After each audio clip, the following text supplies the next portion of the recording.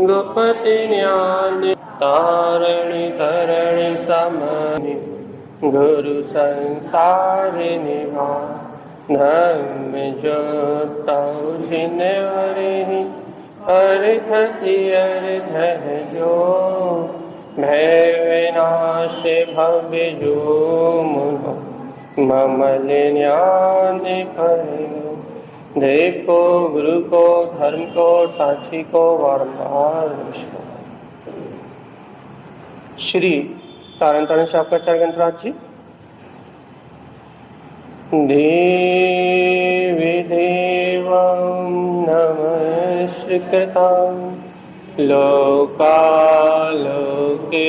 प्रकाशितं त्रैलोक्यं भुवनार्थं ज्योति ओंकारं च विन्दिते ओं ह्रियं श्रियं चिन्ते शुद्ध सद्भावपूर्णितं सम्पूर्णं स्वयं रूपं रूपातीत विंद संयुक्तम। बोलिए आचार्य प्रवर सतप्रवर संत तारण तारण मलाचार्य जी महाराज जी की जय। श्री मंत्रोच्चारण।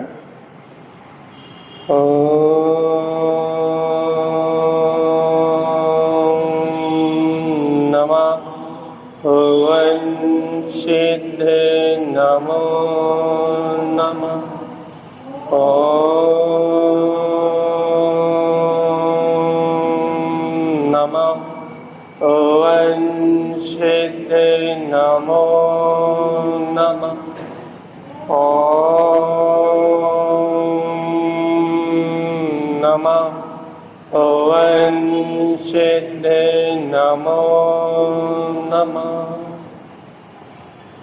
परमाराध्य माँ जिनवाणी सद्गुरुवर श्रीमद जिन तारण स्वामी और सर्वज्ञ जनैन परमात्मा के अमृत में ज्ञान दर्शात यह श्री तारण तारण शाकाचार्य ग्रंथराज जी, जहाँ आप निरंतर 11 प्रतिमाओं का स्वरूप समझ रहे हैं कि 11 प्रतिमाओं को निर्दोष पालन करने वाला वह आत्मज्ञानी साधक कैसे आत्माराधना करता है। हम स्वरूप क्यों समझ रहे हैं, कारण क्या है स्वरूप समझने का? समूह रूप समझने का कारण यह है कि जब तक हम प्रतिमाओं का स्वरूप नहीं समझेंगे तो हमें उन्हें ग्रहण करने की भावना नहीं होगी। और जैसे महाव्रती होने के लिए जीव अणुव्रतों का अभ्यास करता है, वैसे ही अणुव्रती होने के लिए प्रतिमाओं को ग्रहण करने के लिए जीव अपनी आवृत भूमिका में इन व्रतों के द्वारा, उपवास के द्वारा, नियम के द्वारा उन प्रतिमाओं को ग्रहण करने का अभ्यास करता है। क्योंकि मोक्ष मार्ग अभ्यास ही है ना भैया। आवृत्ति व्रती होने का अभ्यास करता है, व्रती महाव्रती होने का अभ्यास करता है, और सब अपने अपने अभ्यास से अर्थात सब अपने अपने पुरुषार्थ से मुक्ति को प्राप्त कर लेते हैं। तो निरंतर बढ़ते हुए अभ्यास का नाम ही साधना है ना, कि अपना बढ़ता हुआ निरंतर जो अभ्यास है व्रतों के द्वारा, नियम के द्वारा, तत्व चर्चा के माध्यम से, आत्मचिंतन के माध्यम से अपना निरंतर बढ़ता हुआ अभ्यास, यही मोक्ष का मार्ग है ना। व्यवहार में यही मोक्ष का मार्ग कहलाता है। तो चलिए यहाँ अपन प्रतिमाओं का स्वरूप समझ रहा भैया। कल पोषक प्रतिमा की बात चली थी, तो क्या कहा था तारण स्वामी ने कि जीवात्मा उपवास करो, उपवास करने के लिए कोई रोक टोक नहीं, लेकिन अपने हृदय में शुद्ध सम्यक दर्शन को स्वीकार करके करो। क्या स्वीकार करके करो कि उपवासम तस् उच्यते। उपवास परमात्मा की वाणी में, जिनेन भगवान की वाणी में उपवास तब कहा जाएगा जब तुम्हारे हृदय में शुद्ध सम्यक दर्शन निवास करेगा। देखो उपवास क्यों कर रहा है भैया? संसारम विरतिते जैन, अर्थात जिससे संसार से विरक्ति है वो उपवास करे। उपवास मतलब क्या है? पंच इंद्रिय के भोगों से विरक्त होना। तो जो संसार से विरक्त है उनके लिए उपवास है शुद्ध तत्वम सा साध्यम। क्यों भैया? क्योंकि वो शुद्ध तत्व की साधना कर रहे हैं। शुद्ध दृष्टि स्त्री भूतम। देखो भैया अपन अगली प्रतिमा की ओर जा रहे हैं रिवीजन करके। शुद्ध दृष्टि स्त्री भूतम, हे जीवात्मा, शुद्ध दृष्टि से अपने ज्ञान भाव में स्थिर रहो। उपवासम तस उच्चते, इसी को आचार्य परमात्मा उपवास कह रहे हैं। देखो भैया, पर्याय दृष्टि से अनंत काल से पर पदार्थों को ग्रहण कर रहे हो। यदि आज तुम्हारी आत्मा स्वभाव की दृष्टि प्रकट कर ले तो अपने आप ही जो अनादि काल से विकार ग्रहण कर रही थी उन विकारों का त्याग हो जाएगा, और विकारों को ग्रहण करने का त्याग हो जाएगा तो आत्मा का उपवास हो जाएगा। शरीर का तो भोजन का त्याग करोगे, 5 इंद्रियों के विषय का त्याग करोगे, पापों में पाप बंद ना करूं और मेरा उपयोग आत्मचिंतन में लगा रहे, यदि ऐसा उद्यम बाहर से करोगे तो उपवास हो जाएगा। तो हरि का त्याग कर दोगे, भोजन का त्याग कर दोगे, भोजन नहीं बनाओगे, सामायिक करोगे, चिंतन करने बैठोगे तो क्या हो जाएगा भैया? उपवास। कि आज इंद्रियों को कुछ देना नहीं है। तो यदि इस प्रकार से उपवास करोगे तो बाहर उपवास हो जाएगा आपका। लेकिन आचार्य क्या कह रहे हैं भगवान जी? अनादि काल से पर पर्यायों को ग्रहण किया है। यदि तुम्हारी दृष्टि आत्म स्वभाव में स्थिर हो जाए तो इन पर पर्यायों को ग्रहण करना छूट जाएगा, और पर पर्याय का ग्रहण करना छूट जाएगा तो आत्मा का उपवास हो जाएगा। उपवास आत्मा को करना है, शरीर को नहीं। शरीर निमित्त है, शरीर आदि संयोग निमित्त है, उपवास होना है किसका? आत्मा का। तो आचार्य यही कह रहे हैं भैया कि शुद्ध दृष्टि से अपने आत्मा में स्थिर हो जाओ, इसी का नाम उपवास का है। उपवासम इक्षणम कृत्वा, हे भव्य आत्मा, उपवास की इच्छा हो रही है तो जिन उक्तम इक्षणम जथा, क्या कह रहे हैं? जिनेन्द्र भगवान ने जैसा कहा है वैसी इच्छा करो। कैसी इच्छा करें? भक्ति पूर्वम च इक्षन्ते, अरे भक्ति पूर्वक इच्छा करो। क्या? तस् हृदयम समाचरेत, कि मैं ज्ञायकृत्य भगवान आत्मा ही हूं। ऐसे समता भाव में रहने का नाम उपवास। बड़ी शांति से रहो। क्या बोलते हैं? राग देश कसाय का भोजन मत करो। उपवासम व्रतम शुद्धम, ये उपवास व्रत शुद्ध कब होगा? शेषम संसार तिक्त्यम, जब तुम शेष संसार का त्याग कर दोगे। शेष मतलब जितना संसार अभी बाकी है, जितनी कसाय अभी बाकी है उनका त्याग कर दोगे तो उपवास हो जाएगा। पिक्षतो तिक्त आहारम, भैया देखो, पहले कसाय को त्यागना, पिक्षतो तिक्त आहारम, बाद में आहार त्यागना। अनशन उपवास उच्चते, इसे आचार्य तारण स्वामी अनशन उपवास कह रहे हैं। मिलाते जाओ भैया। उपवासम फलम प्रोक्तम, उपवास का फल क्या तारण स्वामी? मुक्ति मार्गम चा निश्चयम, उपवास निश्चय से मुक्ति का मार्ग है। आत्मा में निवास करोगे तो मोक्ष तो जाओगे। संसार दुख नाशंति, उपवास करने से क्या होगा? संसार के दुखों का नाश होगा। क्यों? पाप आश्रव नहीं होगा तो संसार के दुखों का नाश होगा। कसाय नहीं होगी तो दुख खत्म हो जाएंगे भैया। उपवासम शुद्ध फलम, यही उपवास का शुद्ध फल है। सम्यक बिना व्रतम जैन, लेकिन अब सम्यक बिना व्रतम जैन, यदि सम्यक के बिना ये प्रोषद प्रीमा ले रहे हो तब अनादि काल्यम, अनादि काल तक तपस्या कर रहे हो। उपवासम मास पक्षम च, एक एक महीने के उपवास कर रहे हो, एक एक पक्ष के उपवास कर रहे हो। संसार दुख दारुणम, तो ये सारे उपवास संसार में ही अनेक दुखों को देने वाले हैं। देखो कल चर्चा हो गई, रिवीजन पर कर रहे हैं अपन बस। उपवासम एक शुद्धम चा, देखो ये उपवास कार्य करना है। आखिरी गाथा, इसके बाद सचित त्याग प्रतिमा की ओर चल रहे हैं। पोषद पूर्वक उपवास करने की बात पूरी हो रही है। आखिरी गाथा जो हमने कल वांछन में नहीं ली थी, आखिरी बस। उपवासम एक शुद्धम च, यदि तुम्हें उपवास करना है तो एक उपवास करो भैया।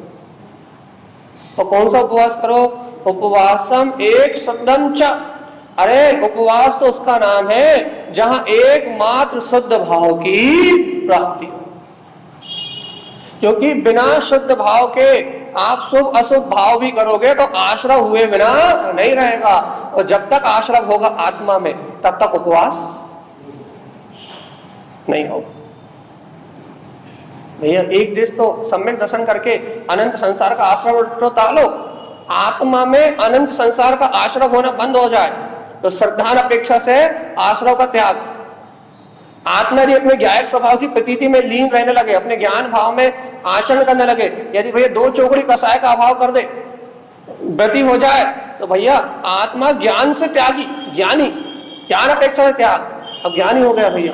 और यदि साधु बन जाए, छठे सातवें गुणस्थान में झूलने लगे और चारित्र में लीन हो जाए, 3 चौकड़ी कसाय का त्याग कर दे, तो चारित्र से साधु।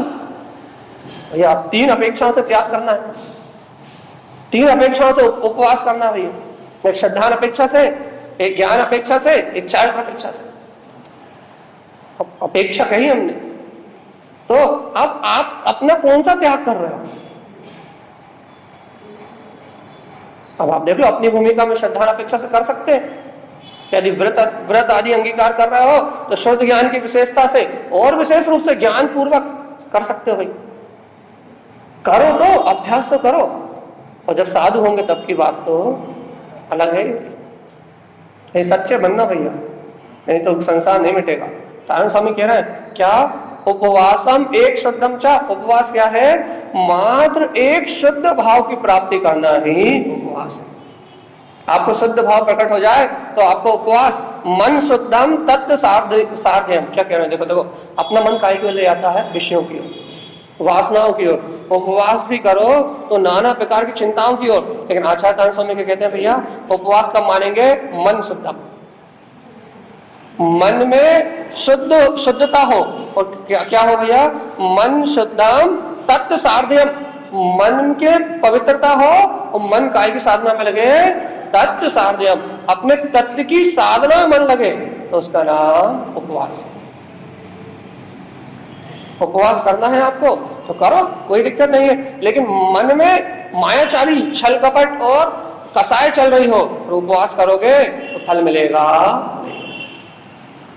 पहले मन शुद्धम, अरे पहले मन तो पवित्र कर लो, पहले अपने मन से राग द्वेष की भावना तो हटा लो, पहले अपने मन से कसाय और मायाचारी के परिणाम तो हटा लो, फिर उपवास करना। इसलिए तारण स्वामी ने कहा उपवास एक शुद्धम चा। उपवास तो एक शुद्ध है। क्या है भाई उपवास? मन शुद्धम तत्व साधन चा।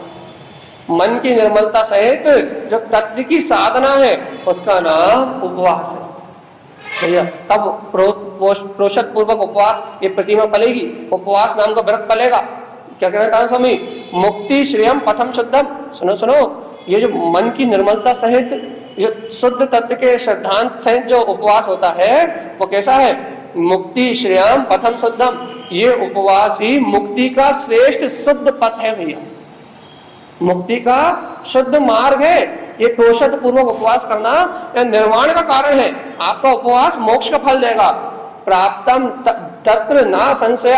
सुनो सुनो, जो इस प्रकार से प्रोषद प्रतिमा का पालन करते हैं, प्राप्तम तत्र ना संशय, वे नियम से निर्वाण को प्राप्त करते हैं। इस बात में कोई संशय नहीं। तुम ये बताओ, हम उपवास कर रहे हैं तो हम मोक्ष जाएंगे कि नहीं जाएंगे?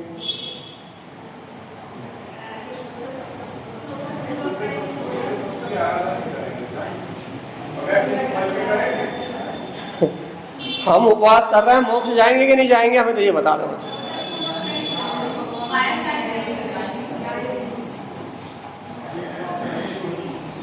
यदि उस परम सत्ता को, उस तत्व की साधना से करोगे, मन की शुद्धि से करोगे, कसायों का त्याग करके उपवास करोगे, कसायों की चंचलता, मन की चंचलता को मिटा के शुद्ध मन की परिणति से यदि मुक्ति के श्रेष्ठ पद को स्वीकार करने के लिए उपवास करोगे तो नियम से निर्वाण की प्राप्ति होगी।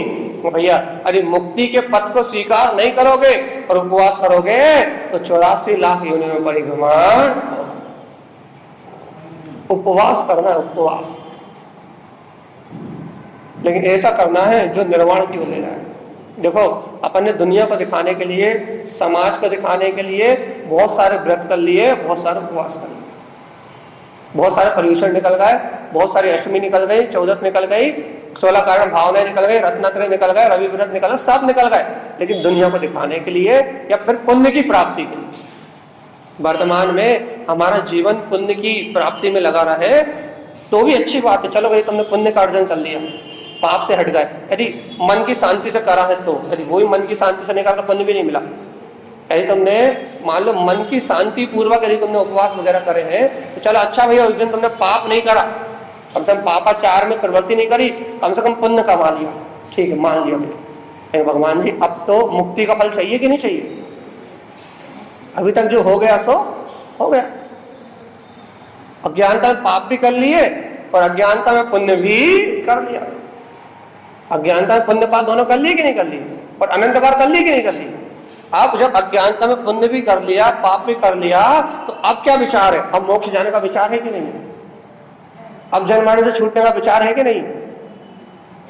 अब संसार परिभ्रमण से हटने की भावना है कि नहीं है? भाई हम नहीं करें क्या की बात तो कर ही नहीं रहा है। तुम कर लिए, तुमने बहुत अच्छा कर रहा, और तुम आगे कर रहे हो तो भी बहुत अच्छा करोगे, लेकिन भगवान जी मोक्ष जाने के लिए कुछ करना है कि नहीं करना? हाँ, यदि मुक्ति के लिए उपवास करना है तो फिर एक ही काम है भगवान आत्मा। क्या काम है? शुद्ध तत्व सार्धेयम। बस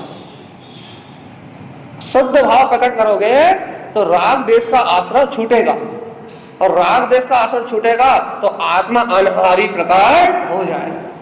और जब तक अनाहारी आत्मा प्रकट नहीं होगा, भैया सुन तो लो, जब तक अनाहारी आत्मा प्रकट नहीं होगा तब तक उपवास अनशन, जो अन्न को ग्रहण ना करता हो उसकी बात है। जिसमें अन्न ग्रहण करने की ताकत ना हो वो कौन है? जिसमें अन्न को ग्रहण करने की शक्ति ना हो वो कौन है? मानोगे कि नहीं कि इसमें अन्न को ग्रहण करने की शक्ति ही नहीं है, शक्ति ही नहीं है। अब भैया जब इसमें अन्न को ग्रहण करने की शक्ति ही नहीं है तो फिर ग्रहण कर कौन रहा है? भैया जी कर कौन रहा है? अनादिकाल का मिथ्यात्व और अज्ञान की भावनाएं आश्रव बंध के माध्यम से, अर्थात आहार संज्ञा के माध्यम से आहार को ग्रहण करने की भावना हो रही है, और मैं मान रहा हूं कि मैं भोजन कर रहा हूं इसलिए जन्म मरण से छूट नहीं पा रहा। आहार संज्ञा से भूख लग रही है और मैंने क्या मान लिया?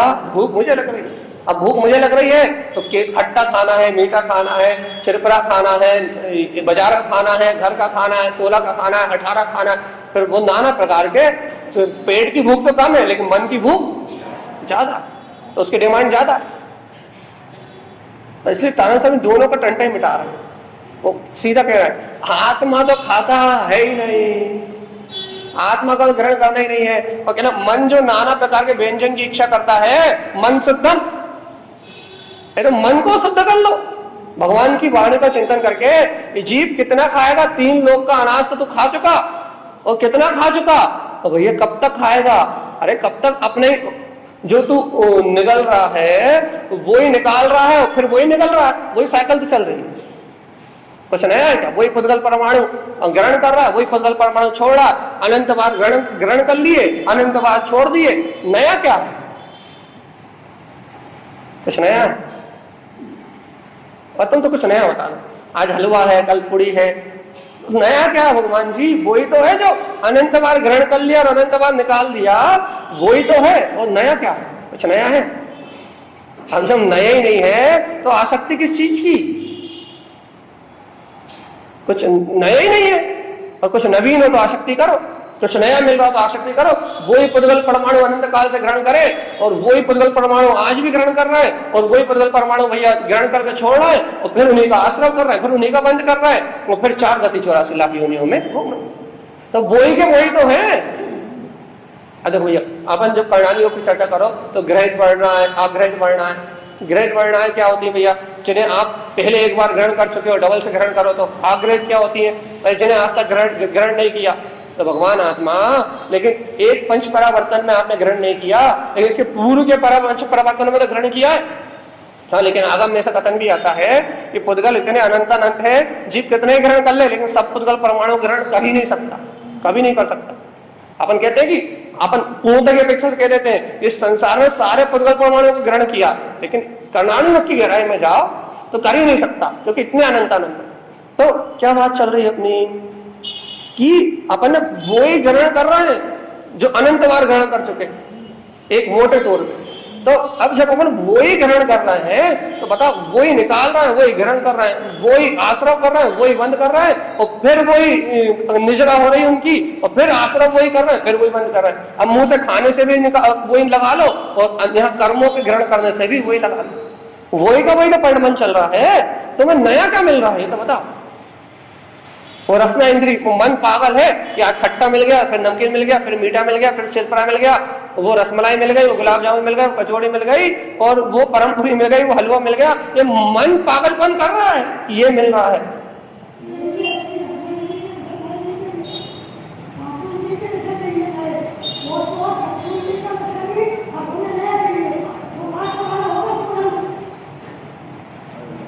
नया तो कुछ यहाँ है ही नहीं। जो आपने कर्मों को बांधा है पांचों इंद्रियों में, वही का वही संयोग है। पूरा भाषा, हम तो आपसे कहते हैं ना, पूरा भाषा है। जितना भी अभी आप देख रहे हैं ना, कान से, आंख से, नाक से, पांचों इंद्रियों से, वो सब भाषा है, कुछ ताजा है ही नहीं। तो पूर्व में जो आश्रय बंद करे थे वही संयोग मिल रहा है कि क्रम कर्म भाव कर्म दो कर्म में नया मिल रहा है। तो सब कुछ पुराना है, नया कुछ है ही नहीं। भगवान आत्मा जब सारा ही कुछ पुराना है तो फिर पागलपन का नशा चढ़ा क्यों है? एक बार तो स्वीकार करो, भगवान की बात देखो। अंतिम बात है, सचित त्याग पे जा रहा है। आचार्य धारण स्वामी कह रहे हैं अंतिम बात, उपवासम एक शुद्धम चा। अरे उपवास करना है तो उपवास जिन आगम में एक कहा है, शुद्धम चा, आपके शुद्ध भाव का नाम उपवास है।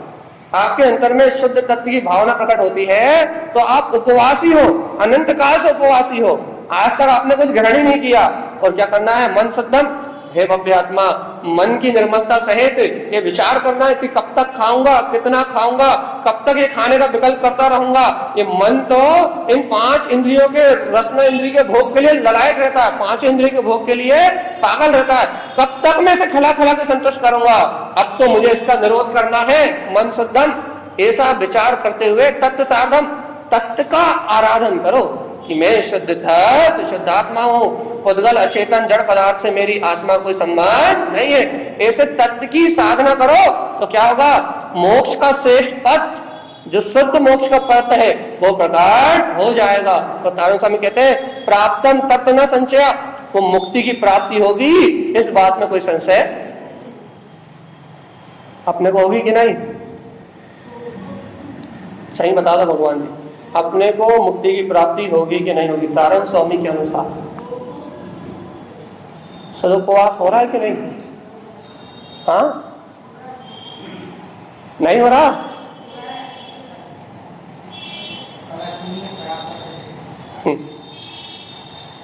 करके देखो भैया। और नहीं तो हमने कहा ही था आपसे, ये गाथाएं दीवार पे लिख लेना, अपने मेरे कैलेंडर में छाप लेना, टाइपिंग करवा कर रख लेना। और नहीं तो चैत्यालय आया, धर्म योग से चैत्यालय आ जाता, यहाँ खोल के पढ़ लेना कि उपवास का स्वरूप क्या है। और कल की अष्टमी यदि सही हो गई तो फिर 14 भी हो जाएगी सही, और फिर सारे व्रत सही हो जाएंगे, है ना? तो अपन कल से शुरुआत कर देते हैं कि उपवास कर रहे हैं, मतलब अब तो शुद्ध वाला करना है, क्योंकि ये मोक्ष का फल लेने वाला है। और हमें अब संसार के फल से बोर हो गए, कभी पुण्य कभी पाप, कभी पुण्य कभी पाप, कब तक इसमें घूमते रहे? अब तो कुछ नया नया नया। आज तक आत्मा का अनुभव नहीं किया, सबसे नया तो कुछ नया चाहिए ना। तो आज तक तो मोक्ष नहीं गया, सबसे नया।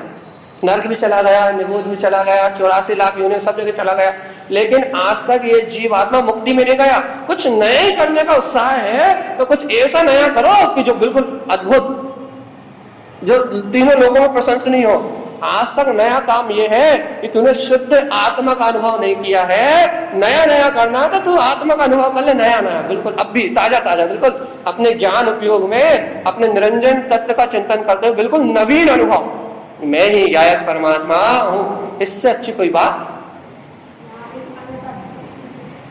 नया नया, बिल्कुल एकदम नया। भैया जब ऐसा नवीन नवीन आत्मा मिलेगा, ऐसा नया नया आत्मा का 3 दिवसों का आएगा, ये पुराने काम भोग विषय वासनाएं अपने आप ही छूट जाएंगी और उपवास प्रकट हो जाएंगे।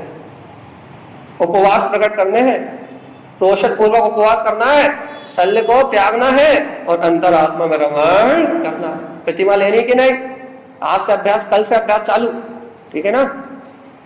यदि कोई लेनी हो तो कल से अभ्यास शुरू, और नहीं लेनी तो फिर संसार में तो घूम रहा है, अनंत काल से घूम रहा है और अनंत काल तक नहीं घूमेंगे। अब आप जानो भैया। चलिए अब अपन चलते हैं पोषक प्रतिमा के बाद सचित त्याग प्रतिमा। अब देखो भैया, सचित और अचित अपन जानते क्या होता है? हाँ, सचित मतलब जिसमें जीव राशि पाई जाए है। अरे भगवान,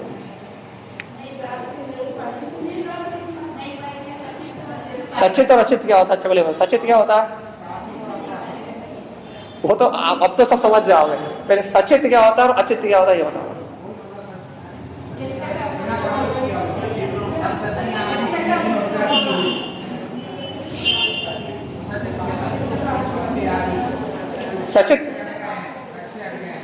सचित मतलब जिसमें अनंत जीव राशि पाई जाती है ना, जिसमें जीवों की उत्पत्ति देखी जाती हो। सचित त्याग, उसका त्याग करना सचित त्याग प्रतिमा कहलाता व्यवहार से। कि जो श्रावक है जो सचित त्याग प्रतिमा लेते हैं वो गर्म पानी में ठंडा पानी नहीं मिलाते, फ्रिज में पानी रख के पीते नहीं है, जमी हुई आइसक्रीम नहीं खाते। ध्यान रखना पड़ेगा। हाँ, फल वगैरह का सेवन भी बिना प्राशुक करे नहीं करते, क्योंकि यदि सचित त्याग प्रतिमा है तो सचित और अचित नहीं कर सकते। दोनों का मिक्सर नहीं कर सकते कि गर्मा गर्म पानी हो फ्रिज में लेकर रख दो ठंडा करने के, ऐसा नहीं कर सकते। ठंडा करके कैसे रखोगे? उसमें तत्काल फ्रिज में जो गैस है ओजोन, उसके जीवाणु तत्काल उत्पन्न हो जाएंगे, उसमें ओजोन गैस के संपर्क होते। तो यहाँ क्या कह रहा है कि अपना कल्याण करना पड़ेगा भैया। तो यहाँ क्या कह रहे हैं तारण स्वामी, देखो भैया, सचितम हरितम जैन। सचित के लिए सबसे पहले क्या कहते हैं? जितनी भी हरी वस्तुएं हैं, हरित क्योंकि हरी सब्जी, हरी फल सब्जी, साग सब्जी, सचितम हरितम जैन तिक्तन्ते ना विरोधनम। भैया क्या करते हैं? इनका त्याग कर देते हैं। तिक्तन्ते ना विरोधनम क्या कह रहे हैं? इनका विरोध अर्थात इनकी हिंसा में प्रवृत्ति नहीं करते। सचित त्याग करा भैया। तो जितनी हरी वस्तुएं हैं जिनमें जीव उत्पत्ति की संभावना है, जिनमें अनंत जीव राशि पाई जाती है, इन सभी हरित वस्तुओं का तिक्तन्ते त्याग कर देते हैं। ना विरोधनम बिना किसी विरोध के। चेत वस्तु सम्मूर्छन च, क्यों? क्योंकि इस सचित वस्तु में सम्मूर्छन जीवों की उत्पत्ति पाई जाती है। और तिक्तन्ते सदा बुद्धे, और जो बुद्धिमान जन होते हैं वो इन वस्तुओं का त्याग कर देते हैं। हाँ, तिक्तन्ते सदा बुद्धे, वो बुद्धिमान व्यक्ति सदा के लिए इन वस्तुओं का त्याग कर देते, हमेशा हमेशा।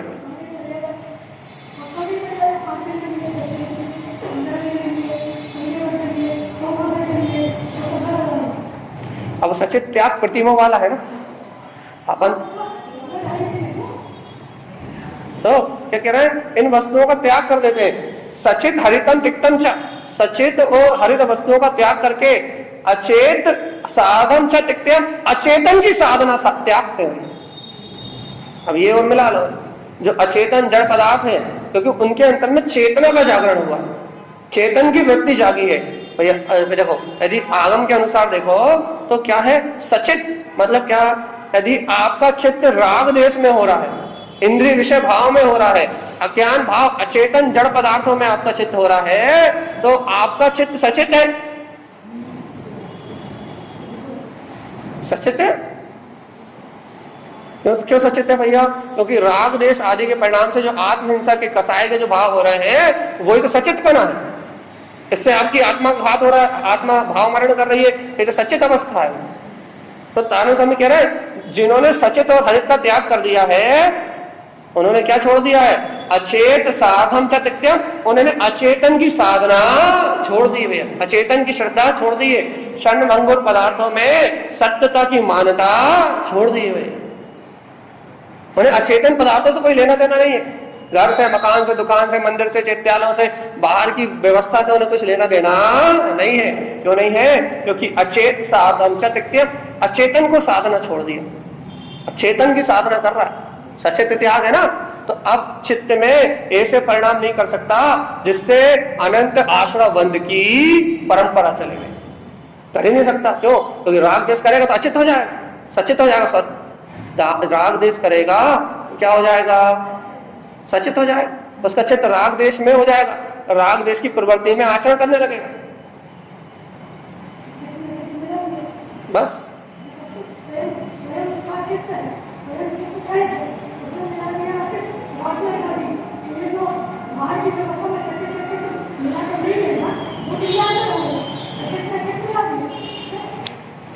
यहाँ क्या बोला, हम समझा कर उनने, आत्मा है शुद्ध चेतन चित्त वाला। इस शुद्ध चेतन उपयोग को, इस ज्ञान आत्मा को तुमने राग देश में मिला दिया, मोह राग देश की परिणति में मिला दिया, अज्ञान परिणति में, अज्ञान परिणामों में एक में कर दिया। तब सब सचित अचित एक में हो गया कि नहीं हो गया? वो शुद्ध चेतन चिद्रूप ज्ञानानंद स्वाभाविक और स्वयं जो चैतन्य उपयोग में लक्षण आत्मा है, उसको आपने कहाँ रद्द कर दिया? राग में, कसाय में, मोह में। इस प्रासुक आत्मा को छोड़ दिया और वो जो अप्रासुक वस्तुएं हैं, कर्मों के उदय, विकारी परिणाम, मायाचारी आदि के भाव, आपने क्या करा? इस प्रासुक उपयोग को, प्रासुक चित्त को क्या करा भैया? अचेतन भाव की, जड़ पदार्थ की आराधना में लगा दिया, अचेतन भाव में एक में कर दिया। अब जब जड़ भाव में आपने चित्त को एक में कर दिया तो आप सचित अचित मिल गया। अब आपका चित्त मलिन हो गया भैया, दूषित हो गया, आत्महिंसा के परिणाम उत्पन्न होने लगे, अचेतन भाव में रति होने लगी। अब वो अचेतन भाव की जो रति होने लगी वो आपका अनंत संसार है। तो तारण स्वामी कह रहे हैं, जो हरि वस्तुओं का त्याग कर रहे हो, पहले हरि वस्तुओं का त्याग करने के पहले अचेतन की साधना का त्याग करो, जड़ की साधना का, जड़ की आराधना का, जड़ की श्रद्धा का, जड़ की मान्यता का क्या त्याग करो। क्यों? क्योंकि जब तक जड़ पदार्थों में मोहित रहोगे तब तक चेतन की साधना कहां से करो? अचेतन और चेतन को मिला रहे हो और फिर कह रहा हो कि हम साधना कर रहे हैं। पहले अलग अलग करो, भेद ज्ञान करो, दो के दो करो। अरे दो का एक करोगे तो फिर सचित त्याग प्रतिमा नहीं। उन्होंने कहा देखो, सचेतन हरितम तिक्तम, सचित हरित वस्तुओं को तो त्यागता ही है, कारण से इतना ही कर देना, इतने मोक्ष हो जाएगा। रुक जा भैया, तू जल्दी मत कर, इतने में सचित त्याग प्रतिमा नहीं होगी, तू ठंड रख। लेकिन आगे क्या कहने वाले आप? रुक जा, क्या? अचेत साधन च तिक्त्यम, अचेतन वस्तुओं की साधना का त्याग करना पड़ेगा भगवान जी। जड़ पदार्थ भौतिक सुखों को अंतर में जो मायाचारी और जो अज्ञानता के परिणाम है, इन्हें छोड़ना पड़ेगा। अचेतन की श्रद्धा हटानी पड़ेगी, अचेतन का महत्व तोड़ना पड़ेगा, जब चेतन की साधना होगी। और अचेतन और चेतन, मन वचन काया का परिणाम, बाहर में अचेतन पदार्थ और अपनी आत्मा को एक में कर दोगे, जड़ में परमात्मा की श्रद्धा रखोगे तो कभी भी सचित त्याग प्रतिमा होने वाली नहीं है। और तारण स्वामी क्या करें? सचित चेतना भावम। सचित क्या है? चेतना भावम। यदि चैतन्यता का भाव प्रकट है तो सचित त्याग है। तो अचेतनता का भाव होगा, अज्ञानता का पर का अवलंबन होगा, तो फिर वो चेतनता का भाव प्रकट होने वाला नहीं है। तो कह रहे सचित त्याग क्या भैया? सचित चेतना भावम, चेतनता का भाव सचित है, सचित प्रतिमा सदा बुधे। भैया जो अपने चैतन्य भाव में निरंतर रत रहते हैं, सचित प्रतिमा सदा बुधे, उन्हें सचित त्याग प्रतिमा, उन बुद्धिमान ज्ञानी जनों को सदा के लिए सचित त्याग प्रतिमा प्रकट हो जाती है। मतलब वो अचेतन में एक में खोके कभी मलिन चित होते ही नहीं है। क्यों? तो उन्हें अपने चैतन्य भाव का जागरण हो जाता है। ये देखो, बिना आत्मा की मुक्ति नहीं हो, बिना आत्मा के परमात्मा नहीं हो सकते। जब तक आत्म स्वभाव चेत वस्तु, चेतन वस्तु, सुनो तो, चेत वस्तु, जब तक वो चेतन वस्तु सम्मोचनम चा, वो हरी सब्जियों में जो वस्तु है, जो हरी सब्जियां हैं उसमें वो चेतन वस्तु है जो मैं हूं, इसलिए मैं उसको छोड़ रहा हूं। और तुम्हें इस चेतन वस्तु का ध्यान है और इस अचेतन की भूख का, इस अचेतन के स्वाद का महत्व नहीं है।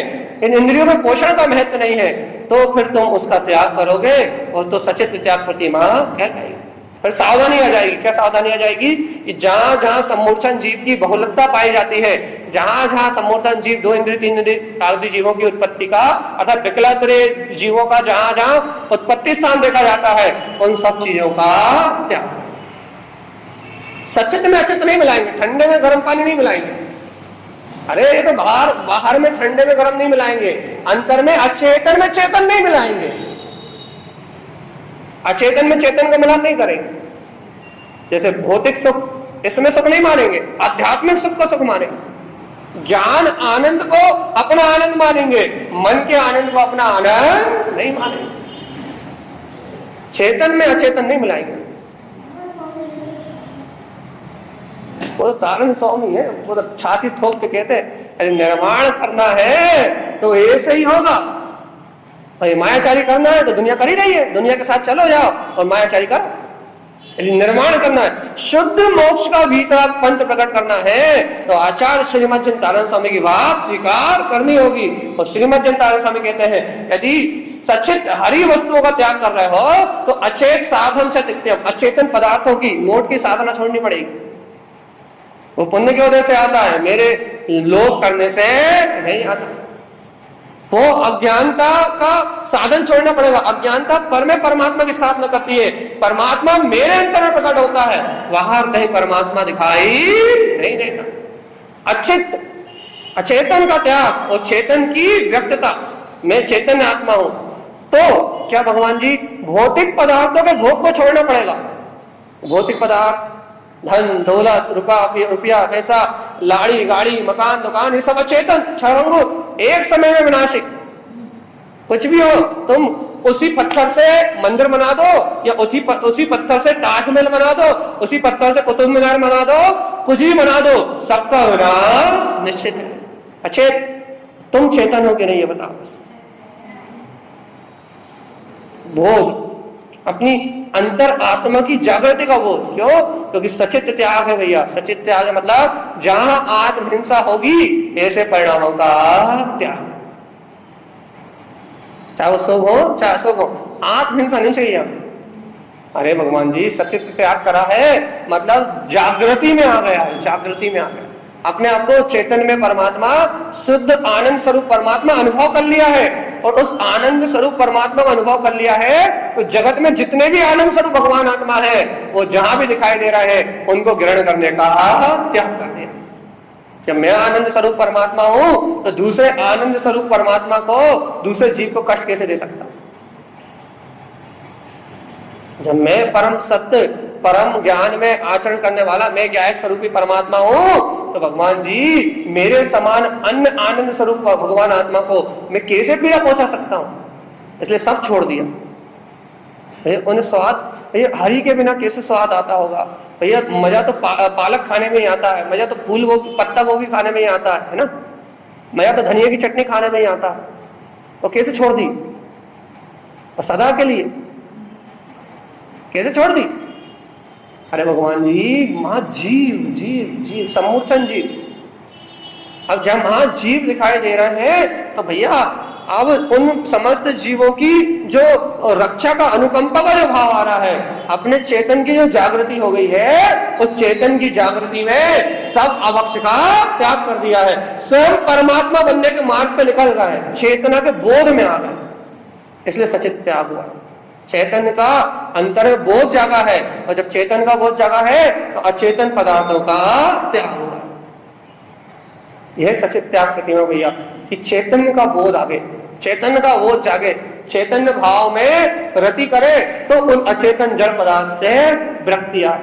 भैया जब तक चैतन्य अपने शुद्ध तत्व का जागरण नहीं हुआ, जब तक अपने अंदर में ब्रह्म तत्व का जागरण नहीं हुआ, तब तक उस परमात्मा को मंदिर में ढूंढो, वो मिलेगा नहीं। क्यों? राग देश होता रहेगा बस। पर से यदि परमात्मा को खोजोगे तो यह राग होगा या देश होगा, और इस स्वयं में खोजोगे तो अब भी हाली है। चैतन्यता चाहिए। आपको जीव के स्तर पे सोचना पड़ेगा, क्रियाओं को छोड़ के, मन वचन काया की परिणति को छोड़ के आपको जीव आत्मा के स्तर का विचार करना पड़ेगा। तब आप अजीव को, अचेतन को अपनी परिणति से अलग कर पाओगे। यदि आप जीव के स्तर का विचार नहीं करोगे तो आप पर पदार्थों को महत्व से हट नहीं पाओगे। जीव के स्तर का विचार, चेतना के स्तर का विचार। हम बार बार कहते हैं भैया, अनादिकाल से भूले भटके इस जीव को अपने शुद्ध आत्म स्वभाव, अपने चेतन स्वभाव का विचार तो उत्पन्न हो, चेतना के स्तर का विचार तो करना सीखे कि मैं चेतना हूं। लेकिन अभी ये जीव बाहर के क्रियाकांड, आडंबर, बाहर की क्रियाओं में इतना उलझा है, इतना उलझा है, ये चेतन के स्तर की भावना नहीं कर पा रहा। मैं जीव हूं ऐसी भावना नहीं कर पा रहा। और जब तक मैं जीव हूं ऐसी भावना नहीं हो रही, तब तक भैया सचित त्याग नहीं हो सकता। सचित त्याग मतलब क्या भैया? अपने उपयोग को प्रासुक कर लेना। आहा, बहुत प्रासुक। क्यों? क्योंकि आचार्य ने कहा है उपयोग का लक्षण तो शुद्ध भाव है। मेरे उपयोग का लक्षण तो ज्ञान दर्शन में शुद्ध वीतराग स्वभाव है। शुद्ध ज्ञान उपयोग और शुद्ध दर्शन उपयोग ये आत्मा का त्रकालिक स्वभाव है और ये बिल्कुल प्रासुक है। अब एक तुमने से मोह में मिलाया, तब ये हो गया सचित। अब तुमने इसे परगेय में लगाया, अब एक तुमने इसे पर परमात्मा की आराधना में लगाया, एक तुमने इसे शुभ राग में लगाया, अशुभ राग में लगाया। शुभ में लगाओगे तो भी डूबोगे और अशुभ में लगाओगे तो भी डूबोगे। डूबना तो दोनों जगह। उभरेंगे कैसे? जैसा उसका स्वभाव, त्रकालिक जैसा उपयोग का स्वभाव है, त्रकालिक जैसी अपनी आत्म वस्तु है, त्रकालिक जैसा मेरा ज्ञायकपना है, उस ज्ञायकपने को स्वीकार करोगे, उस सद्य भाव को स्वीकार करोगे तो भैया क्या होगा? उस अज्ञान भावधारा से बाहर निकल के आओगे। और जीवात्मा जब उस अज्ञान भावधारा से बाहर निकल के आओगे तब सचित त्याग प्रतिमा होगी। क्यों? क्योंकि चित्त मलिन नहीं होना चाहिए। अरे ये तो बहुत ऊंची बात है। जब तारण स्वामी ने जीवनी करने की बात कही थी ना, कि जल को प्रासुक करने की बात, उन्होंने कहा था सुनो, जल का आलन कर रहा हो, चित्त का आलन करा कि नहीं करा? वो तो आवृत्ति को समझा के आए थे। वो आवृत्ति को समझा के आए थे। सुनो, जल का आलन कर रहा हो, पानी छान रहा हो, विन छानी कुएं में डाल रहा हो, तुम जल का गालन तो कर रहा हो, लेकिन एक बात याद रखो, क्या मन का गालन हुआ कि नहीं हुआ? मन गला कि नहीं गला? अरे मान गला कि नहीं गया? कसाय गई कि नहीं गई? यदि मान चला गया, कसाय चली गई, तो जल गालन तो बढ़िया है, तुम्हारा निर्वाण का मार्ग बनेगा। और एक कसाय नहीं गली, मान नहीं गला, तो तुम्हारा जल गालन कोई काम का नहीं है। जल गालन करो तो मन गालन हुआ कि नहीं हुआ? मन गला कि नहीं गला? जब मां के क्या है वो, तब तो सचित त्याग है। अब तो भैया, अब तो और ऊंची बात हो गई। अब तो पूर्ण वीतरागता चैतन्यता बरत रही है। अब तो पूर्ण वीतराग आनंद चतुष्टय में अपना आत्मा बरत रहा है। अब तो कह रहा है भैया गलती से भी गलती ना हो जाए, अचेत अचेत साधन चेतन, जितनी अचेतन वस्तु है उनकी साधना का त्याग हो जाए तो उसका नाम सचित त्याग। अचेतन जड़ पदार्थ में अपनापन न भासे और स्वज्ञायक सत्ता में अपनापन भासे, इसका नाम सचित त्याग सुधी। लेकिन सचेतन अवस्था, सचेतन, चेतन, मैं चेतन हूं क्या? चेतन अनुभव में होता, अनुभव में मैं चेतन हूं क्या? चेतन। यदि अनुभव में मैं चेतन हूं, यदि ऐसा बोध है तो सचित त्याग। अब राग देश से भिन्नता भासेगी, अब हो गया त्याग। यदि मैं अनुभव में चेतन हूं तो मैं किसी अचेतन के पास जाऊंगा ही नहीं, किसी अचेतन के पास भटकूंगा ही नहीं, किसी अचेतन की वंदना करने का मन ही नहीं होगा। फिर क्या होगा कि मैं चेतन हूं तो क्या भासेगी? चेतनता। और क्या चेतनता? कि मैं चेतन हूं, जड़ पदार्थ से मेरा कोई संबंध है ही नहीं। तो अब मैं चेतन हूं तो चेतनता भासने में तो आए, मैं हूं तो फिर इंद्रिय भोग मेरे है ही नहीं। फिर शुभ राग के कारण जो क्रिया होती है वो मैं करूं क्यों? जो अशुभ राग से परिणाम होते हैं वो मैं कहां कर रहा हूं? क्योंकि मैं तो अभी पक्का नहीं हो गई। क्या है? इस जीव ने अनादिकाल से स्वयं में चेतन स्वीकार नहीं करा है, इसलिए इससे ना शुभ राग छूटता है और ना अशुभ राग छूटता है। अनादिकाल से इस जीव ने मैं ही चेतन हूं, मेरे अंतर में मेरा चैतन्य चिंतामणि आत्मा प्रकाशमान हो रहा है, अनादि काल से अपने चैतन्य स्वभाव की श्रद्धा नहीं करी, तो क्या हो रहा है भैया?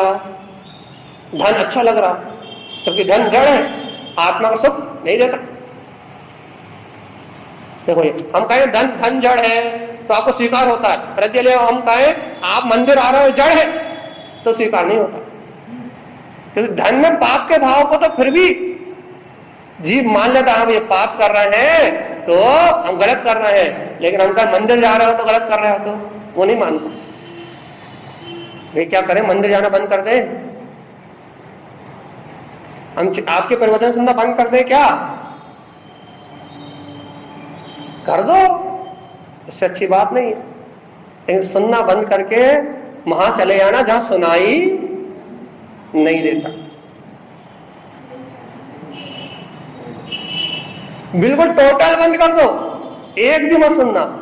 लेकिन ना सुनने का अर्थ यह है कि तुम यहां बैठे भी रहो तो तुम्हें सुनाई ना दे, तुम वहां चले जाना जहां सुनाई देते ही नहीं, उस चेतन के पास चले जाओ, उसके बाद तुमसे कोई लेना देना नहीं, हम तुमसे सुनने कहेंगे ही नहीं।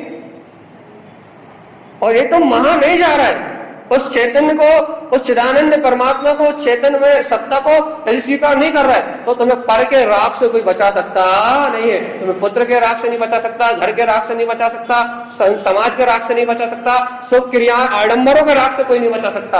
जब तक चैतन्य को स्वीकार नहीं करोगे तब तक पर में होने वाले राग से तुम्हें कोई सुरक्षित नहीं कर सकता, क्योंकि पर का राग तोड़ना है तो पहले चैतन्य में परमात्मा को स्वीकार करना ही पड़ेगा, सचेतन अवस्था का बोध लाना ही पड़ेगा, क्योंकि सचेतन भाव, सचित चेतना भावम, सचित त्याग क्या भैया?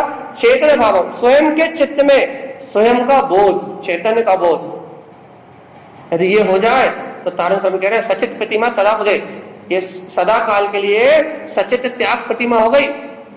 अरे चेतन का जागरण हो जाए तो मोक्ष, और चेतन का जागरण ना हो तो वे रो अनंत काल से रो ही रहे। अच्छा, अपन कितने बार कहते हैं भैया हम अनादि काल से संसार में क्यों भटक रहे हैं? क्योंकि हमने धर्म के नाम पे भी आडंबर के अलावा कुछ नहीं किया। अच्छा बताओ, इसके पहले हमें वीतराग धर्म मिला कि नहीं मिला? मिला कि नहीं? कितने बार जी अनंत काल में कितने बार जैन हो गए है? अनंत बार। अब अनंत बार जैन होने के बाद हम अभी तक जिनेंद्र क्यों नहीं बने?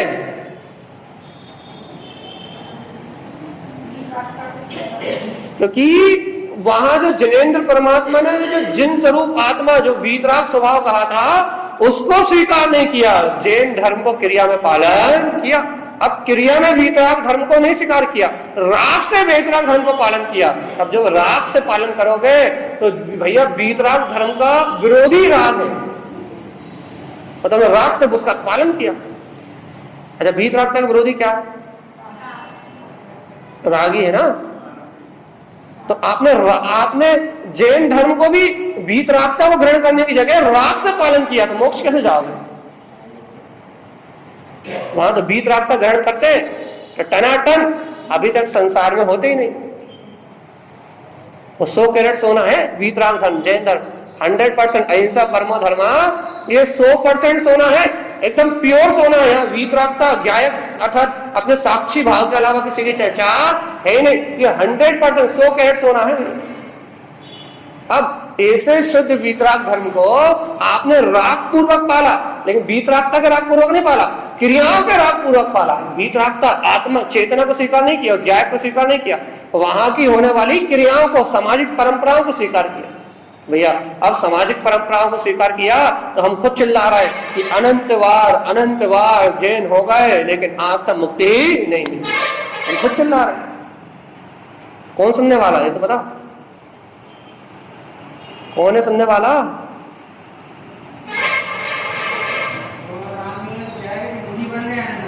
वो तो उन्होंने कहा जैन तो छोड़ो, हाँ उन्होंने तो सीधा कहा अनंत बार ग्रेवक उपजा लिए जीव में, द्रव मुनि व्रत धार अनंत बार ग्रेवक उपजायो। कि सम्यक ज्ञान बिना सुख लेस न पाए। जैन धर्म तो छोड़ो, द्रवलिंगी साधु बन के गृह को उपजा लिए, लेकिन अपने वीतराग तत्व की श्रद्धा और चैतन्य आत्मा की आस्था तब भी नहीं हुई। कैसा मोह है अचेतन से, कैसा मोह है पर से, पर में भक्ति, पर में परमात्मा की मानता, पर की पूजा, पर की भक्ति करने का भाव तो अनंत काल में अनंत बार आ गया, लेकिन एक बार भी स्वचेतन आत्मा की आराधना करने का भाव नहीं आया। एक बार आत्मा की पूजा कर ली होती कि पूजा पूज समाज ने, तो तुम आज स्वयं केवल ज्ञानी परमात्मा हो गए होते, पूर्ण प्राप्त कर ली होती। लेकिन देखो तो इस अज्ञानी जीव को पर की पूजा करने का भाव निरंतर आता है, पर पुद्गल क्रिया करने का भाव निरंतर आता है, लेकिन आत्म आराधना करने की भावना, इस तत्व को स्वीकार करने की भावना, इस शुद्ध आत्मा के अनुभव करने की भावना, ये दोष रहा भाई। आज भी यही है, आज भी यही रहेगा तो बताओ, आज भी शुद्ध तारण पंथ पाने के बाद भी ऐसे कैसे रहोगे क्या? ऐसा शुद्ध वीतराग तारण पंथ पाने के बाद ऐसे तारण स्वामी जैसे, उनके तारण स्वामी जैसे ग्रंथ और तारण स्वामी जैसे संत जो बिल्कुल ठेठ भाषा में, एकदम ठेठ संत, सीधी बात कहते हैं, घुमाते फिराते नहीं, एकदम ठेठ संत है, उनकी भाषा थोड़ी कड़क है, एकदम सीधी है। स्वीकार हो जाए तो मुक्ति, और नहीं हो तो भटकते रहो। तो एकदम ठेठ संत है, एकदम सीधी बात कहते हैं भैया। क्या कहते हैं? ये भव्य आत्मा, यदि तुझे मुक्ति मार्ग में सचित त्याग प्रतिमा लेना है, मोक्ष मार्ग, समाज में नहीं। क्या है, हम समाज में प्रतिमाएं लेते हैं, वो समाज में प्रतिमाएं होती नहीं है। समाज में उस समारोह में दिखाने के लिए, और समाज में उस समारोह में प्रतिमा होती नहीं है। प्रतिमा तो अंतर की वस्तु है। जो वस्तु जहां मिलती नहीं है उसे वहां लेओगे तो उपद्रव तो होंगे, तो वो वस्तु अंतर की है। तो उस वस्तु को तुम्हें प्राप्त करना है, जिस चेतन वस्तु को तुम्हें प्राप्त करना है, तो सचित हरित जैन, ये सचित और हरि वस्तु का त्याग करना है तो तिक्तंते त्याग दो, बिना किसी संशय के, बिना किसी विरोध के। तत्काल सचित त्याग प्रतिमा वाला तत्काल त्याग देता है। क्यों त्याग देता है? क्योंकि चेत वस्तु सम्मूर्छन च, तो इसे पता है इसमें जो जीव है वो चेतन वस्तु मेरे समान परमात्मा है। तिक्तंते सदा बुधे, इसलिए बुद्धिमान सचित त्याग प्रतिमा धारण करने वाला उन समस्त वस्तुओं का त्याग कर देता। और देखो ऐसे नहीं करता, सचित हरितम तिक्तम च, सचित और हरित वस्तुओं को तो त्यागता है, लेकिन साथ में अचेत साधन चा तिक्तम, तो दिन भर अचेतन की साधना में लगे रहते हैं ना, आश्रय बंद के भाव में। सबसे पहले इन्हें त्याग था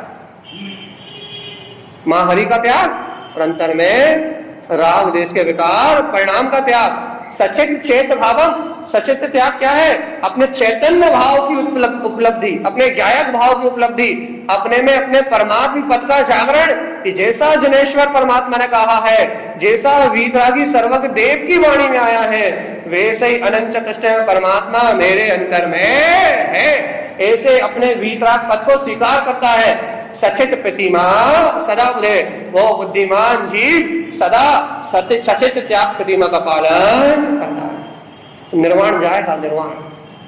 क्यों? चित्त प्रासुक हो गया, शरीर प्रासुक नहीं हुआ, कपड़े प्रासुक नहीं हुए, भोजन प्रासुक नहीं हुआ, अरे चित्त ही प्रासुक हो गया, उपयोग ही प्रासुक हो गया। उपयोग ने पर से संबंध बनाना छोड़ दिया। पर का परिणाम कर्मदे जानने, और मैं ज्ञायक आत्मा अनंत सुखी, अनंत सुखी। कोई कष्ट नहीं है, कोई पीड़ा नहीं, कोई शल्य नहीं है, कोई कष्ट नहीं है, कोई पीड़ा नहीं है। तो ये तुमने इतना सब त्याग कर दिया, कुछ खाने के लिए नहीं बचा, थोड़ा तो परेशान रहो। अरे भगवान आत्मा कहाँ लगे तुम? अतीन्द्रिय आत्मा का आनंद आ रहा है, चेतना भाव का आनंद आ रहा है, उसके सामने संसार की जड़ वस्तु है, कहाँ लग रही है? इसलिए भैया यदि वास्तव में सचित त्याग प्रतिमा लेने का आनंद लेना है तो सबसे पहले अपने उपयोग को पर से भिन्न करना सीख जाओ। यदि बिना अभ्यास के ले लोगे तो फिर विराध न करोगे। इसलिए यदि सचित त्याग प्रतिमा लेना है तो पहले भेद ज्ञान करना सीख जाओ। क्योंकि यदि भेद ज्ञान करना नहीं सीखोगे तो सचित्त प्रतिमा नहीं होगा। इतना याद रखना पड़ेगा। यदि भेद ज्ञान करना नहीं सीखोगे, शरीर अलग है और आत्मा अलग है, ऐसा भिन्न भिन्न ऐसा भेद ज्ञान नहीं कर पाओगे, तो जीव जुदा पुद्गल जुदा का जो अभ्यास है वो नहीं कर पाओगे, तो सचित प्रतिमा नहीं हो पाएगी। इसलिए जीव जुदा और पुद्गल जुदा, जीव और पुद्गल को अलग अलग करना पड़ेगा। मैं चेतना अलग हूं और ये अचेतन पदार्थ सारे अलग है। जब ये दो भिन्न भिन्न हो जाएंगे तो आपका चित्त अपने आप प्रासुक बिल्कुल शुद्ध उपयोग, कंचनवत दर्पणवत स्फटिक मणि के समान प्रकाशवान, चैतन्य चिंतामणि रत्न के समान स्वच्छ धवल, अरे कहते हैं आकाश के समान, गगन के समान निर्मल, जहां मलिनता है ही नहीं। जैसे गगन निर्मल है, आकाश निर्मल है, उस जिसे आकाश में कोई मलिनता नहीं होती, जैसे स्फटिक मणि के प्रकाश में कोई मलिनता नहीं होती, भैया ऐसे ही मेरा आत्मा सदा निर्मल ही है। जब ऐसे निर्मल चेतन आत्मा के भाव को प्रकट करोगे तो सचित प्रतिमा हो जाएगी। हाँ कि ना? तो ये इतना सुनते हैं अपन प्रतिमाओं को, थोड़ा बहुत बोध होता कि नहीं होता कि वास्तव में जिसकी इतनी महिमा या प्रतिमा में गा रहे हैं वो चेतन वस्तु तो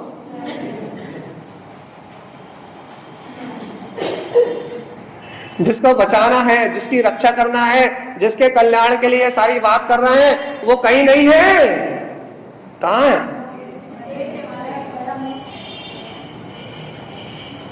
इतना सुनते सुनते एक आध बार लगता है कि नहीं लगता भगवान जी थोड़ी बहुत नींद खुलती कि नहीं? मोहे वाली नींद, घर से तो जाग गए, नहा धो के आ गए, थोड़ी बहुत मोहे की नींद टूटती कि नहीं टूटती? शुभ अशुभ क्रियाओं का पक्ष टूटता है नहीं टूटता? कर करके मरे जा रहे हैं। जब तक आत्मा का हित नहीं कर लेंगे, जब तक स्वज्ञायक वस्तु को स्वीकार नहीं कर लेंगे, तब तक मेरा कल्याण होने वाला नहीं है। तीन काल में भी जब तक मुझे अपना स्वभाव स्वीकार ना हो तब तक मेरी मुक्ति नहीं होगी। इतनी सी बात अपने चित्त में, अपने अनुभव में बैठती कि नहीं बैठती? सुख मिलेगा तब, जब भी सुख मिलेगा तब मेरे अंतर से ही मिलेगा। इतना विश्वास हो जाए तो 5 मिनट के लिए, 10 मिनट के लिए, 15 मिनट के लिए अंदर जाने का अभ्यास किया जाए तो सुख निकल के बाहर आ जाए। तो विश्वास बैठ जाए तो, और विश्वास ना बैठेगा तो भैया अपन अभ्यास करेंगे नहीं, अभ्यास करेंगे नहीं तो सुख पर्याय में आएगा। पर्याय में सुख चाहिए ना, अभ्यास करोगे तो आएगा। वर्तमान पर्याय में सुख चाहिए भैया, अभ्यास करो, आत्मा की प्रतीति आएगी, भेद ज्ञान होगा, सुख प्रकट हो जाएगा, शांति अपना प्रकट हो जाएगा। और अभ्यास नहीं करोगे तो भैया भेद ज्ञान प्रकट नहीं होगा, और भेद ज्ञान प्रकट नहीं होगा तो सुख आएगा नहीं, कल पर्याय में आएगा। पर्याय में सुखी होना है तो पहले स्वभाव को स्वीकार।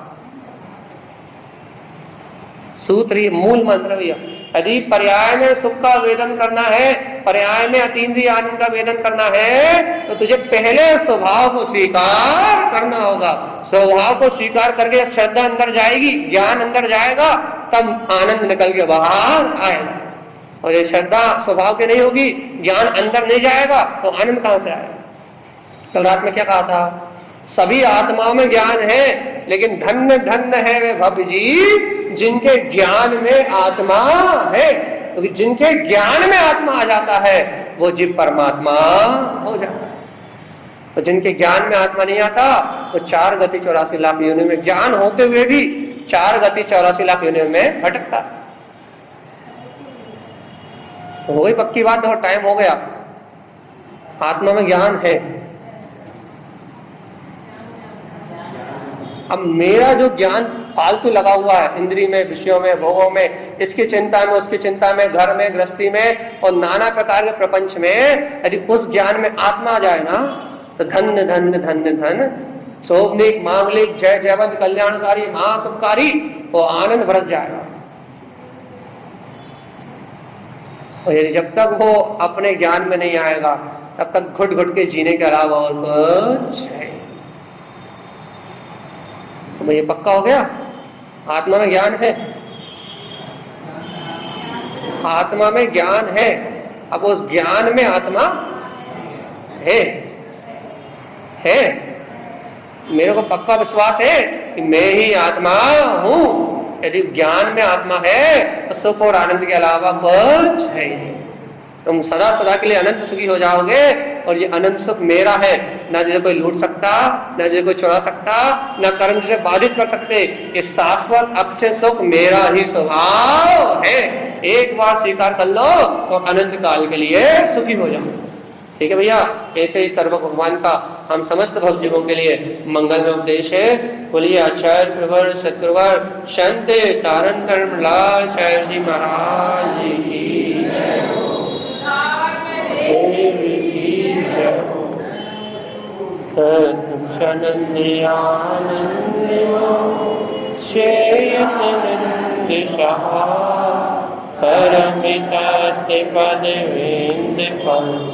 नमियों से शोभा गुरुवेश गोपति सुपति ज्ञान सहकार धारण करण समर्थ गुरु संसार धर्म जोतऊ चिन्मरे अर्थ तीर्थ जो मैं विनाश भव जो ममल ज्ञान पर देखो उनको धन को साक्षी को